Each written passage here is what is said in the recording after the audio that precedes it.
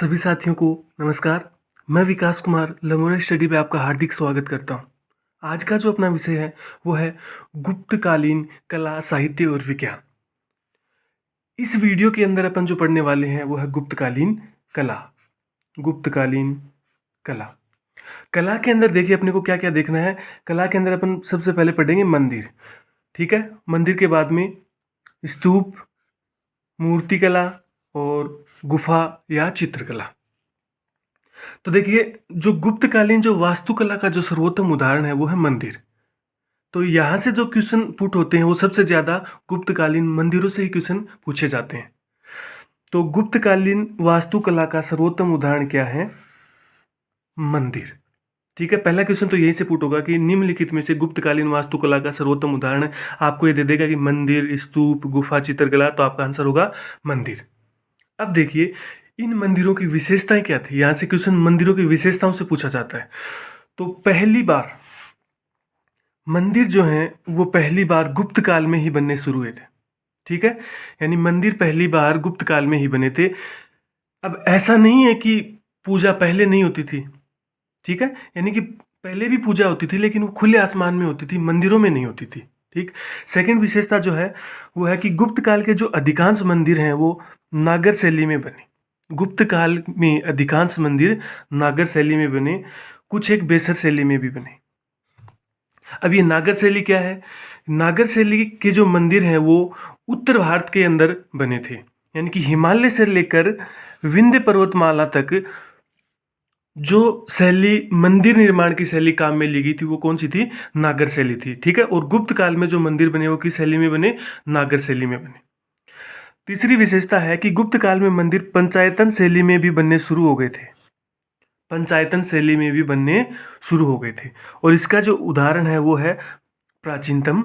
इसका जो प्राचीनतम मंदिर है वो कौन सा है? देवगढ़ का दशावतार मंदिर। देवगढ़ का दशावतार मंदिर। अब ये पंचायतन शैली क्या है कि पंचायतन शैली जो है वो नागर शैली का ही क्या है? विकसित रूप है। पंचायतन शैली नागर शैली का ही विकसित रूप है। देखिए पहले अगर नागर शैली और पंचायतन शैली का मैं अलग से वीडियो बना दूंगा। यहाँ पर अपने के समझने की बात यही है कि गुप्त काल में जो अधिकांश मंदिर बने वो किस शैली में बने? नागर शैली में बने।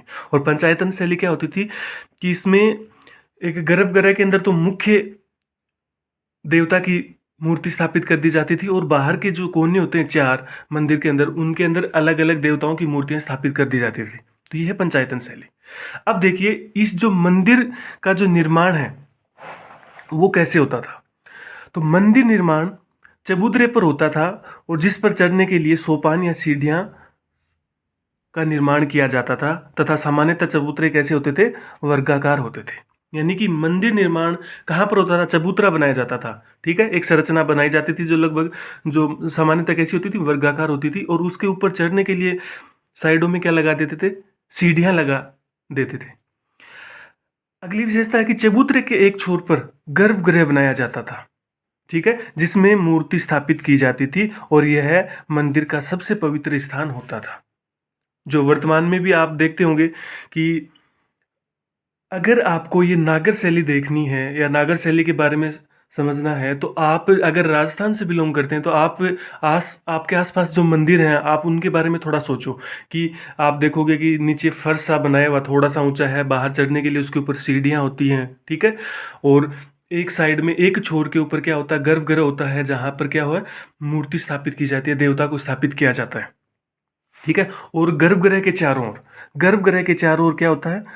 प्रदक्षिणा पथ बनाया जाता था। प्रदक्षिणा पथ का मतलब क्या होता था कि अपन जैसे अभी वर्तमान में जैसे बोलते हैं ना कि मंदिर में जाकर फेरी दे के आते हैं, ठीक है। यानी कि देवता के जो मूर्ति स्थापित की गई है उसके बाहर उनके फेरी देने के लिए एक स्थान बनाया जाता था जिसे क्या कहा जाता था? प्रदक्षिणा पथ कहा जाता है। और गर्भगृह के प्रवेश द्वार पर मकर वाहिनी और कुर्म वाहिनी की मूर्तियां बनी होती थी, ठीक है। यानी कि जो गुप्त काल के अंदर जो मंदिर बने, जो नागर शैली के मंदिर बने, उनके अंदर विशेषता क्या थी कि गर्भगृह के प्रवेश द्वार पर द्वारपाल के रूप में मकर वाहिनी यानी गंगा और कुर्म वाहिनी यानी यमुना की मूर्तियां लगाई जाती थी या बनाई जाती थी, ठीक है। नेक्स्ट बात करें तो गर्भगृह के सामने मंडप अथवा अर्ध मंडप बनाए जाते थे। गर्भगृह के सामने मंडप अथवा अर्ध मंडप बनाए जाते थे और मंडप के आखिर में क्या होता था, तोरण द्वार होता था। अब देखिए यहाँ से क्वेश्चन विशेषता से आएगा, क्योंकि मैं बार बार कह रहा हूँ कि क्वेश्चन ऐसे बनेगा कि निम्नलिखित में से गुप्त काल के मंदिरों की विशेषता कौन सी नहीं है। तो आपको प्रत्येक विशेषता आपको याद रखनी पड़ेगी, ठीक है। तो गर्भगृह के सामने क्या होता था, मंडप या अर्ध मंडप बनाए जाते थे और मंडप के आखिर में क्या होता था, तोरण द्वार होता था। अब ये तोरण द्वार क्या होता है, जैसे आपने देखा होगा कि अगर नॉर्मल वे में समझें कि जब किसी की शादी होती है ना, तो लड़का क्या करता है, तोरण मारता है।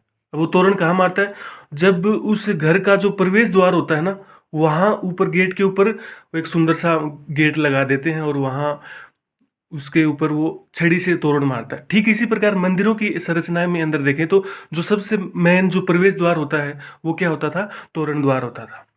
प्रारंभ में मंदिरों की छतें कैसी होती थी, सपाट होती थी, चपटी होती थी। जो गुप्त काल के अंदर मंदिर बने प्रारंभिक, उनके अंदर क्या होता था कि जो छतें होती थी वो चपटी होती थी, सपाट होती थी। लेकिन बाद में गर्भगृह के ऊपर क्या होता था, एक मंजिला शिखर बनाया जाने लगा और धीरे धीरे प्रधान शिखरों के अलावा गौण शिखर भी बनाए जाने लगे। यानी कि सबसे पहले तो क्या होता था, एकदम सपाट छत होती थी।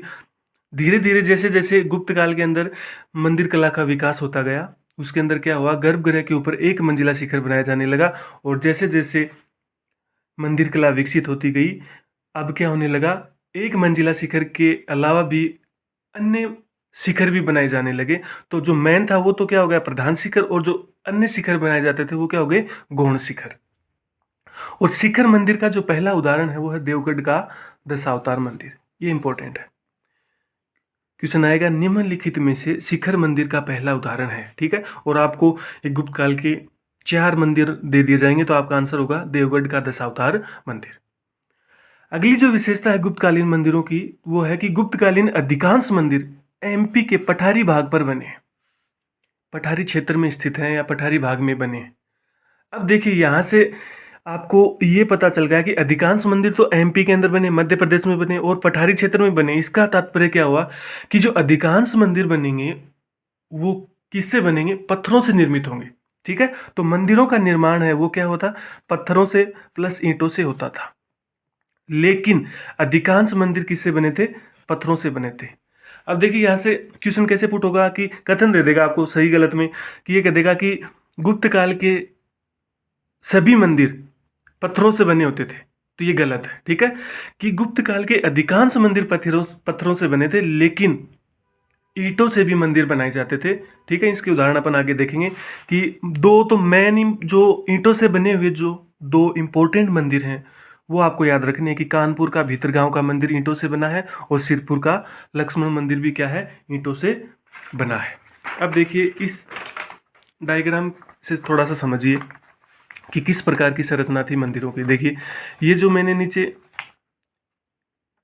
ये पीले वाला जो कलर किया है आपका, ये है का चबूतरा, ठीक है, चबूतरा। और चबूतरे के ऊपर क्या होता था, मंदिर का निर्माण होता था, ठीक है। तो सबसे पहले जब गुप्त काल के अंदर प्रारंभिक जो मंदिर थे उनके अंदर क्या होता था कि ये शिखर नहीं थे, यानी कि अगर मैं इसको यहाँ से छुपा लूँ ऐसे, तो ये ऊपर वाले नहीं थे, ठीक है, केवल सपाट छत थी।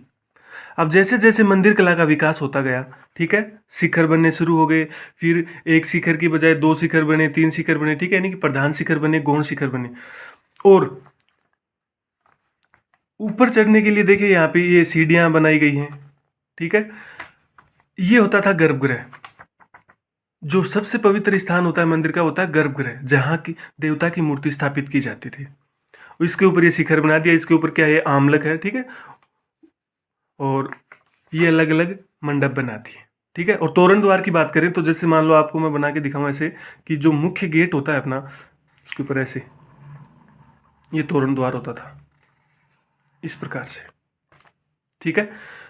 ये है आपकी नागर शैली, गुप्तकालीन नागर शैली। अब देखिए एक बार थोड़ा सा फिर से दोहराव कर लेते हैं कि गुप्तकालीन मंदिरों की क्या क्या विशेषताएं थी। सबसे पहली विशेषता ये थी कि मंदिर जो बनने शुरू हुए गुप्त काल में बनने शुरू हुए, ठीक है। दूसरी विशेषता की बात करें तो गुप्त काल में क्या था कि चबूतरे के ऊपर मंदिर बने और चबूतरे के बाहर क्या थी, सीढ़ियाँ थी, ठीक है। और एक साइड के अंदर क्या था, गर्भगृह का निर्माण किया गया जहां मूर्ति स्थापित की गई। और धीरे धीरे क्या हुआ, गर्भगृह के ऊपर क्या बनाने शुरू कर दिए गए, शिखर बनाने शुरू कर दिए गए। और गर्भगृह के जो बाहर गेट है, द्वारपाल के रूप में मकर वाहिनी और कुर्म वाहिनी की मूर्तियां लगाई गई। उसके बाद में बात करें कि मंडप और अर्धमंडप बनाने शुरू हुए, तोरण द्वार बनाने शुरू हुए। और अधिकांश मंदिर किस में बने, पत्थर से बने। ठीक है, ईंटों के भी मंदिर बने। और ईंटों के दो मंदिर आपको बताएं, वो याद रखने आपको, कि कानपुर का भीतरगांव का मंदिर और सिरपुर का लक्ष्मण मंदिर। अब देखिए कुछ इंपॉर्टेंट मंदिरों की बात करते हैं कि गुप्त काल में कौन कौन से मंदिर हैं जो महत्वपूर्ण है। अब देखिए कि एक बात तो आपको मैंने ये बताई थी कि अधिकांश मंदिर कहाँ बने, एमपी में बने। और एमपी में भी कहाँ, पठारी क्षेत्र में बने, यानी कि पत्थरों से निर्मित है अधिकांश मंदिर। अब देखिए यहाँ से जो क्वेश्चन आता है वो आता है कि निम्नलिखित में से एमपी में बना हुआ मंदिर नहीं है, यानी कि आपको स्थान के बारे में पूछेगा कि निम्नलिखित में से कौन सा मंदिर एमपी में बना, कौन सा यूपी में बना, कौन सा झारखंड में बना। ठीक है, इस प्रकार से क्वेश्चन पूछेगा आपसे। तो सबसे पहले अपन जो मुख्य मंदिर है उनमें एमपी के मंदिरों के बारे में पढ़ेंगे। ठीक है, तो सबसे पहला जो मंदिर है आपका वो है सांची का विष्णु मंदिर। सांची का विष्णु मंदिर, ठीक है। तो गुप्त काल का सबसे प्रारंभिक मंदिर है सांची का विष्णु मंदिर, एमपी के अंदर है गुप्त काल का सबसे प्रारंभिक मंदिर। 17 नंबर का मंदिर है, गुप्तकालीन है। और यहाँ पर क्या मिलता है, नरसिंह अवतार का चित्र मिलता है। दूसरा जो अपने को पढ़ना है वो है तिगवा का विष्णु मंदिर। तिगवा का विष्णु मंदिर कहाँ पर है, जबलपुर एमपी में। और इसके अलावा देखो आपको एक बात यहाँ पर यह भी याद रखनी है कि ये जो मंदिर है ये किस देवता को समर्पित है, यानी कि किस देवता के मंदिर है। जैसे सांची का विष्णु मंदिर है, तिगवा का विष्णु मंदिर है। ठीक है, और ये जो तिगवा का विष्णु मंदिर है ये कहते हैं कि समुद्रगुप्त के द्वारा निर्मित है। तिगवा का विष्णु मंदिर कहाँ पर है, जबलपुर एमपी में, और समुद्रगुप्त के द्वारा निर्मित है। तीसरा जो मंदिर है एमपी का वो है एरण का विष्णु मंदिर, सागर एमपी के अंदर बना हुआ है। एरण का विष्णु मंदिर कहाँ बना हुआ है, सागर एमपी में बना हुआ है। अब देखिए कि UN राय के अनुसार इस मंदिर का निर्माण समुद्रगुप्त ने 8वीं के राज्यों पर जीत के उपलक्ष्य में करवाया था। यानी कि समुद्रगुप्त ने जब अपना विजय अभियान शुरू किया था तो उसमें उसने क्या किया था, 8वीं के राज्यों पर जीत प्राप्त की थी। और उसी जीत के उपलक्ष्य में क्या किया था, एरण का विष्णु मंदिर का निर्माण करवाया गया था। कहा जाता है कि जो एरण है वो समुद्रगुप्त का भोगनगर था। एरण समुद्रगुप्त का भोगनगर था और वहां पर उसने क्या किया था, एरण का विष्णु मंदिर बनाया था। 485 ईस्वी में बुद्धगुप्त के काल में इस मंदिर के सामने एक गुरुड़ ध्वज स्तंभ की स्थापना की गई। ठीक है, तो क्वेश्चन आएगा कि निम्नलिखित में से किस मंदिर के सामने गुरुड़ ध्वज स्तंभ की स्थापना की गई है, तो आपका आंसर होगा एरण का विष्णु मंदिर। ठीक है, तो यहाँ पर याद रखने वाली बातें एक तो है कि एक तो देवता के बारे में याद रखोगे आप कि कौन सा मंदिर किस देवता को समर्पित है, और दूसरी बात आपको याद रखनी कि किस स्थान पर बनाया गया है। चौथा देखिए, नाचना कुठार का पार्वती मंदिर। नाचना कुठार का पार्वती, अब देखिए ये किसका मंदिर है, पार्वती का मंदिर। ठीक है, नाचना कुठार का पार्वती मंदिर कहाँ पर है, अजयगढ़ एमपी में। नाचना कुठार का पार्वती मंदिर अजयगढ़ एमपी में। अब ये जो नचना कुठार का पार्वती मंदिर है इसकी दीवार पर मिथुन का चित्र उत्कीर्ण है। ठीक है, मिथुन चित्र उत्कीर्ण है। रामायण और महाभारत का अंकन हुआ है, यानी कि रामायण का स्थापत्य में सर्वप्रथम जो उत्कीर्णन किया गया है वो किस मंदिर में किया गया है, नचना कुठार के पार्वती मंदिर में किया गया है। नचना कुठार के पार्वती मंदिर में शिव पार्वती को वाद्य बजाते हुए दिखाया गया है। ठीक है, पार्वती मंदिर है तो आप यहाँ से तो याद रह जाएगा कि शिव पार्वती को वाद्य यंत्र बजाते हुए दिखाया गया है। और इसी मंदिर में क्या है, हिरण के परिवार के चित्र दर्शाए गए हैं। और पार्श्व में गंगा यमुना की मूर्तियों का अंकन है। अगर गंगा यमुना की मूर्तियों के अंकन के बारे में बात करें तो ये तो गुप्तकालीन मंदिरों की विशेषता ही है कि द्वार के ऊपर क्या होता था, गंगा यमुना की मूर्तियाँ स्थापित की जाती थी द्वारपाल के रूप में। नेक्स्ट जो है वो है पिपरिया का विष्णु मंदिर। ठीक है, इसमें कोई इंपॉर्टेंट नहीं है, अब केवल आपको ये याद रखना है कि ये कहाँ पर है, सतना मध्य प्रदेश के अंदर है पिपरिया का विष्णु मंदिर। है किसका, विष्णु मंदिर है, कहाँ पर है, सतना मध्य प्रदेश में। नेक्स्ट है भूमरा का शिव मंदिर। ये आपको याद रखना है क्योंकि देखिए ऊपर जब अपन ने पढ़े थे वो लगभग विष्णु मंदिर थे, लेकिन ये कैसा है, भूमरा का शिव मंदिर। ठीक है। और इसके गर्भगृह में क्या है, एक मुखी शिवलिंग स्थापित है। कहाँ पर है ये, सतना मध्य प्रदेश में। भूमरा का शिव मंदिर कहाँ पर है, सतना मध्य प्रदेश में। और यहाँ पर एक मुखी शिवलिंग स्थापित है। अब देखिए अपन ये 6 मंदिर पढ़े हैं। ये 6 के 6 मंदिर कैसे हैं, शिखर विहीन है, यानी इनके ऊपर शिखर नहीं बनाया गया था। और ये किसके मंदिर बने थे, पाषाण से बने थे, यानी कि पत्थर से बने हुए मंदिर है। जो एमपी के अंदर अपन ने जो प्रारंभिक इन मंदिरों की बात की है, ये क्या थे, शिखर विहीन मंदिर थे और पाषाण से निर्मित हैं, यानी पत्थर से निर्मित है। अब देखिए यूपी के अंदर जो मंदिर बनाए गए थे गुप्त काल में, उनके बारे में पढ़ेंगे। और ये इंपॉर्टेंट है, देवगढ़ का दशावतार मंदिर सबसे ज्यादा इंपॉर्टेंट है, देवगढ़ का दशावतार मंदिर। अब देखिए नाम से ही पता चल रहा है यहाँ पर 10 अवतार, ठीक है, यानी कि ये विष्णु का मंदिर है और यहाँ पर विष्णु के 10 अवतारों को दिखाया गया है। कहाँ पर है, प्राचीनतम जो नाम था उसका झांसी, और वर्तमान में इसका क्या नाम है, ललितपुर, ठीक है। और यूपी में, यूपी का देवगढ़ का दशावतार मंदिर कहाँ पर स्थित है, ललितपुर में स्थित है। जो प्राचीन क्या नाम था उसका, झांसी था। किस नदी के तट पर है, बेतवा नदी के तट पर है। बात करें कि नागर शैली का ये पहला मंदिर है, ठीक है। पंचायतन शैली व नागर शैली का पहला मंदिर कौन सा है, देवगढ़ का दशावतार मंदिर। मंदिर स्थापत्य में सबसे पहले शिखर का यूज देवगढ़ के दशावतार मंदिर में ही हुआ था। बहुत ज्यादा इंपॉर्टेंट है कि मंदिर स्थापत्य में शिखर का प्रयोग सबसे पहले किस मंदिर के अंदर हुआ था, तो देवगढ़ के दशावतार मंदिर के अंदर शिखर का यूज हुआ था। अब इस मंदिर में क्या किया गया है, विष्णु को शयन अवस्था में दिखाया गया है, ठीक है। विष्णु को शयन अवस्था में दिखाया गया है, यानी कि शेष शाही विष्णु का चित्रांकन हुआ है। यहाँ से विष्णु के 10 अवतारों की मूर्तियां मिली है, ठीक है। विष्णु का मंदिर है तो इसके विष्णु के 10 अवतारों की नाम से पता चला, 10 अवतार, 10 अवतार। महाभारत का उत्कीर्णन किया गया है, यानी कि इस मंदिर के अंदर महाभारत का उत्कीर्णन किया, जिसमें पांडु और द्रौपदी को दर्शाया गया है। शिव को योगी रूप में प्रस्तुत किया गया है, यानी कि शिव को योगी रूप में किस मंदिर में प्रस्तुत किया गया है, देवगढ़ के दशावतार मंदिर में किया गया है। और गुप्तकालीन मंदिर स्थापत्य की सभी विशेषताएं मिलने के कारण यह क्या है, सर्वश्रेष्ठ मंदिर बताया गया है। यानी कि गुप्तकालीन सर्वश्रेष्ठ मंदिर कौन सा बताया गया है, देवगढ़ का दशावतार मंदिर, जो बेतवा नदी के तट पर है, प्राचीनतम झांसी और वर्तमान में ललितपुर के अंदर है।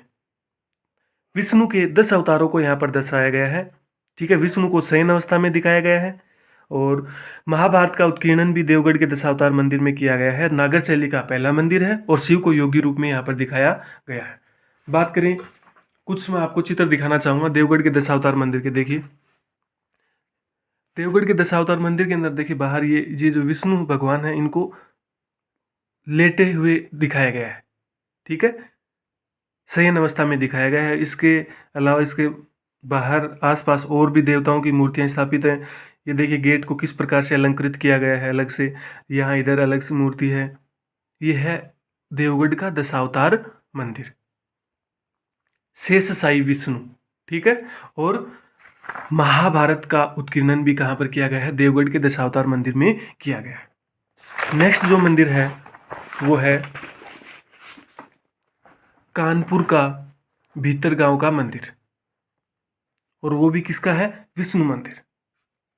कानपुर का भीतरगांव का विष्णु मंदिर कहाँ पर है, कानपुर कहाँ है, यूपी में है, ठीक है।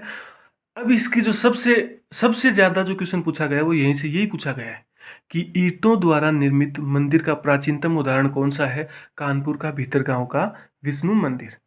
ईंटों द्वारा निर्मित मंदिर का प्राचीनतम उदाहरण है कानपुर का भीतरगांव का विष्णु मंदिर, ठीक है। किसका बना है, मतलब किस देवता को समर्पित है, तो ये नाम से ही पता चल जाता है, विष्णु मंदिर है, ठीक है। और यहाँ पर भी क्या हुआ है, रामायण व महाभारत का चित्रांकन हुआ है।